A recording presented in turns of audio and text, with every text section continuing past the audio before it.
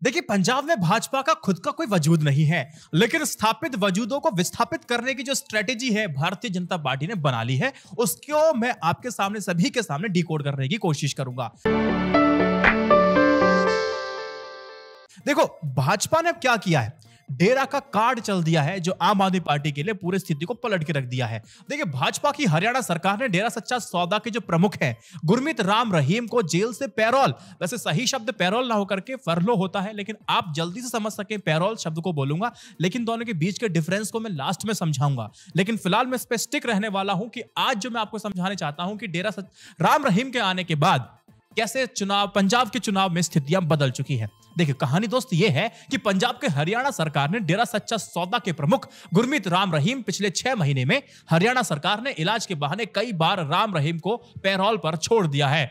अब पैरोल पर छोड़ने का मतलब क्या है? इस तरह से पार्टी ने यह कोशिश की है कि इस तरह पार्टी उसके भक्तों में एक सद्भाव को बना सके और डेरा प्रमुख अगले 21 दिन तक गुरुग्राम के आश्रम में रहने वाले हैं। देखिए दोस्त, डेरे का पंजाब के मालवा रीजन की करीब 69 सीटों पर बहुत ज्यादा प्रभाव है और यहीं पर ही आम आदमी पार्टी अपने आप को मजबूत कर रही थी 3 दिन पहले तक, जब तक राम रहीम नहीं आए थे।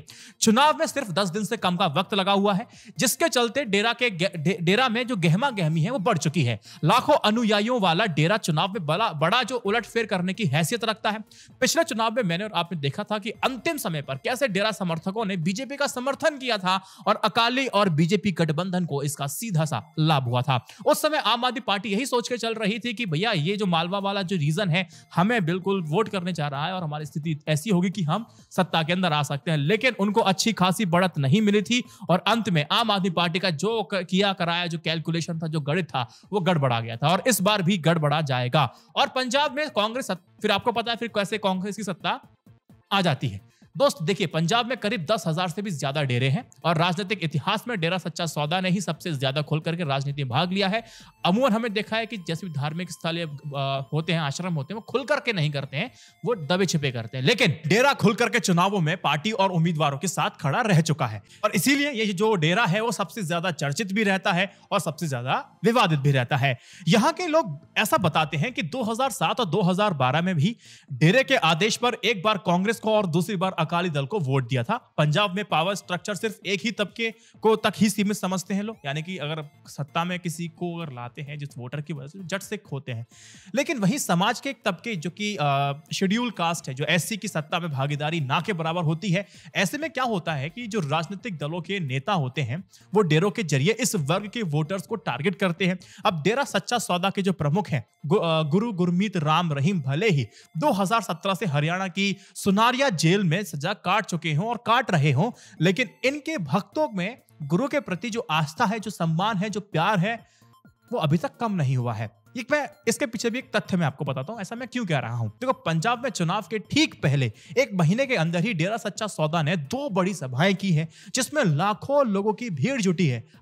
इस सभा को डेरा नाम चर्चा कहा गया था।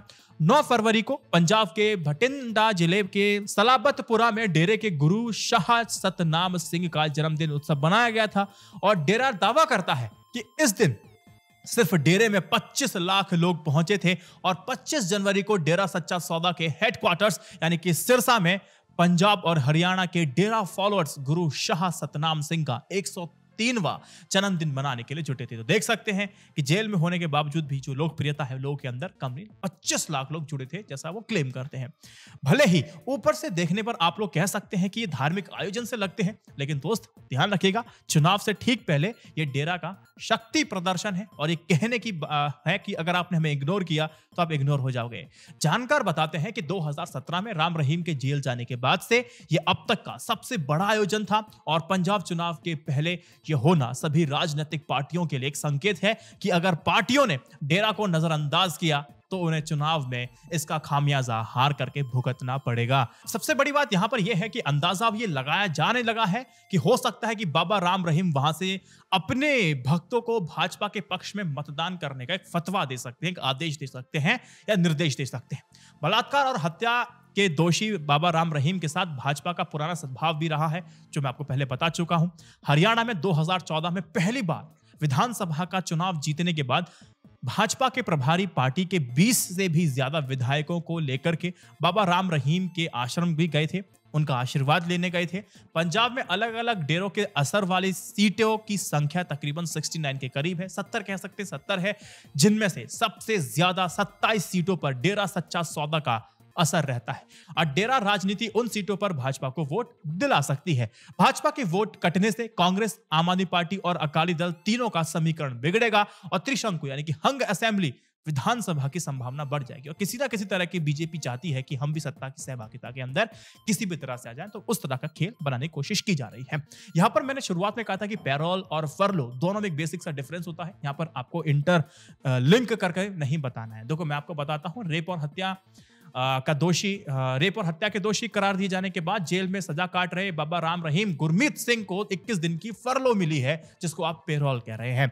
आमतौर पर किसी हाई प्रोफाइल कैदी को पेरोल या फिर फरलो मिलने की खबर आती रहती है। बहुत से लोग अक्सर नहीं जानते हैं कि पेरोल और फरलो दो अलग अलग चीजें हो जाती हैं, दोनों को इसको मिक्स नहीं करना होता है, दोनों के अपने अपने अलग नियम है। देखो दोस्त, जो फरलो है ना, फरलो का मतलब होता है जेल से मिलने वाली छुट्टी होती है। पारिवारिक, व्यक्तिगत और सामाजिक जिम्मेदारियां पूरा करने के लिए कैदी को दी जाती हैं। एक साल में किसी कैदी को अधिकतम 3 बार फरलो मिल सकता है। फरलो सजायाफ्ता कैदियों के मानसिक संतुलन को बनाए रखने के लिए और समाज से संबंध जोड़ने के लिए दिया जाता है। और राम रहीम के केस में 21 दिनों की फरलो मिली है। कैदी को पैरोल तभी दी जाती है जब उसकी सजा का 1 साल पूरा हो जाता है। पैरोल मिलने के लिए एक अनिवार्य शर्त होती है कि कैदी का आचरण जेल के भीतर अच्छा होना चाहिए। पैरोल की कई श्रेणियां बनाई गई हैं, कई सारी कैटेगरीज हैं, जैसे कि खेती के लिए 6 सप्ताह की पैरोल का नियम होता है, यह साल में 1 बार ही मिल सकता है। बच्चों के स्कूल में दाखिले के लिए 4 सप्ताह की पैरोल साल में 1 बार दी जा सकती है और मकान बनाने या फिर उसकी मरम्मत के लिए 3 साल में 1 बार पैरोल का नियम है। ये तो कुछ नियम होते हैं। यह अधिकतम 3 सप्ताह के लिए हो सकती है। फरलो के बारे में नियम अलग होते हैं। 3 साल की सजा पूरी होने के बाद यह शुरू होती है। पहली दफा इसकी अवधि 21 दिन की होती है और उसके बाद यह सिमट करके 4 दिन रह जाती है। फरलो की सबसे खास बात यह होती है कि यह अवधि सजा में जुड़ जाती है, यानी कि जितनी अवधि इस कैटेगरी में कैदी जेल से बाहर रहा उतनी सजा कम हो जाएगी। देखो, सुप्रीम कोर्ट ने एक महत्वपूर्ण सुनवाई में साफ तौर पर कह दिया था कि फरलो को एक कानूनी अधिकार के तौर पर नहीं पेश किया जा सकता है। यह एक तरह से रियायत है। फरलो और पैरोल में मुख्य 2 रूप से अंतर होता है, समझ लीजिए।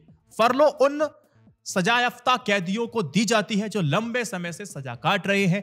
फरलो की अवधि को कैदी की सजा में छूट और उसके अधिकार के तौर पर देखा जाता है।